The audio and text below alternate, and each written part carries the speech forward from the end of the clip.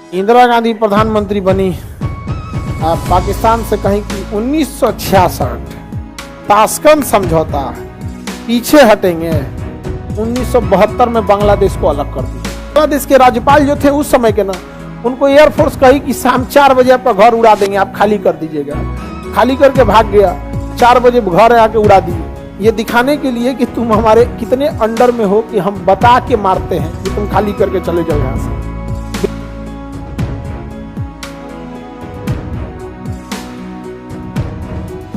1965 में रूस तो अलग नहीं हुआ था, एक ही में था। 1965 में भारत और पाकिस्तान के बीच में युद्ध हो गया। 1965 में भारत पाकिस्तान के बीच में क्या हो गया? युद्ध हो गया। और इस युद्ध में हमने पाकिस्तान के एक बहुत बड़े एरिया को कब्जा कर लिया था। लाहौर के पास तक घुस गया था।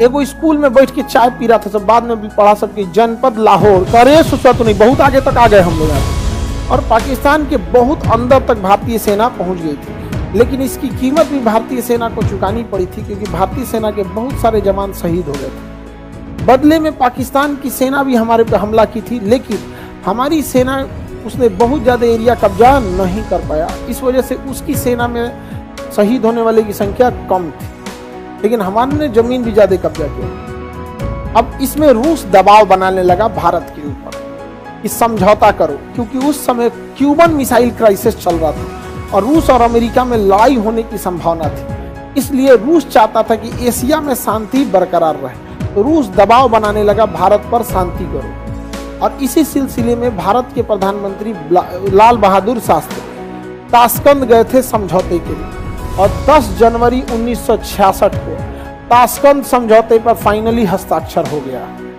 हालांकि ये 4 दिन तक बहुत सारा डिस्कशन हुआ।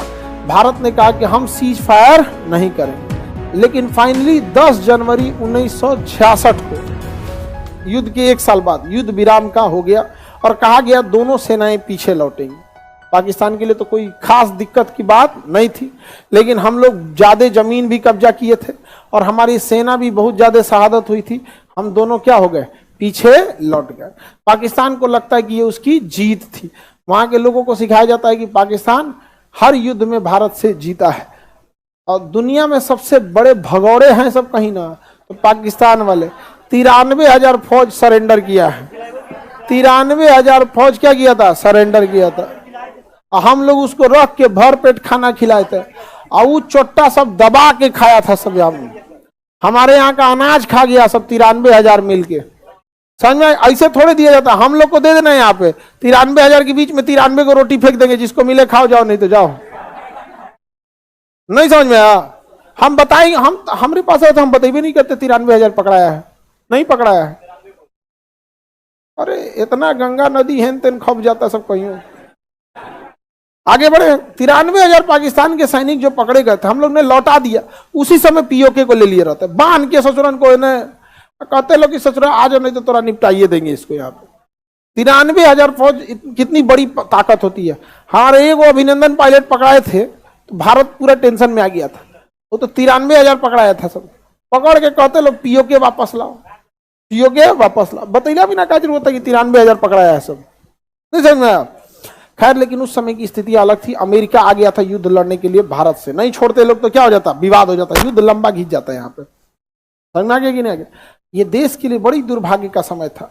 उस समय सूखा पड़ रहा था, पाकिस्तान से युद्ध हुआ था। 62 से युद्ध चाइना में हुआ था, 65 में युद्ध पाकिस्तान से हुआ था, और सूखा पड़ गया था पाकिस्तान में। उसी समय जवाहरलाल नेहरू की मृत्यु हुई थी और नया नया ये पद संभाले थे, और ये भी मर गए। तो जब कोई एक प्रधानमंत्री मरता है तो काफी सारे उसके विजन्स होते हैं जो उसी को पता होता है उसके काम करने का, तो बड़ी दिक्कत था। उसके बाद आई इंदिरा गांधी। इंदिरा गांधी प्रधानमंत्री बनी पाकिस्तान से कहीं की 1966 ताशकंद समझौता, पीछे हटेंगे 1972 में बांग्लादेश को अलग कर दी। ले ससुरा 6 साल इंतजार किया, अब हमारी बांग्लादेश को क्या कर दी? अलग कर दी। आयरन लेडी कहा जाता है किसे? इंदिरा गांधी। अरे बड़ी खतरनाक थी भाई पाकिस्तान से। अब ये सोचिए ना, पीओके लाने में कितना झमेला हो रहा है। नहीं समझ में आया? अरे कुछ साल और निपट जाती ना, तो अब तक निपटा दी रहती। तनी मनी छोड़ी रहती हूँ, कराची उराची के लो, वहां पे तुम लोग कभी बिरयानी उरियानी खाने आना। कराची वगैरह ना तो कोई कब का निपटा दी रहती। बहुत ढीठ प्रधानमंत्री थी, बहुत ढीठ। और रूस से उनका काफी अच्छा संबंध था, रूस को बहुत है, और बाकी सारे अधिकारी उनसे डरते भी थे सब बहुत। अब मतलब सेनापति को आदेश दी कि युद्ध करना है तो सेनापति नहीं करेंगे, बरसात के समय में युद्ध नहीं करें। बड़ा मुश्किल तो होता था उनको समझाना, लेकिन बहुत हार्ड डिसीजन लेती थी इंदिरा गांधी। उतना ढीठ प्रधानमंत्री अभी तक आपको नहीं मिलेगा। 93,000 फौज को सरेंडर करा देना, समझ में आ रहा है।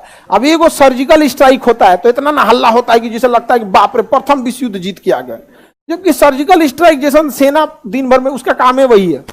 सर्जिकल स्ट्राइक मतलब अचानक जाके हमला करके चले आए। युद्ध और सर्जिकल स्ट्राइक में जमीन आसमान का अंतर। तो जो इंदिरा गांधी जैसे आदमी उस समय मार के उधिया दी थी यहाँ पे। अब बांग्लादेश के राज्यपाल जो थे उस समय के ना, उनको एयरफोर्स कही कि शाम 4 बजे आपका घर उड़ा देंगे, आप खाली कर दीजिएगा।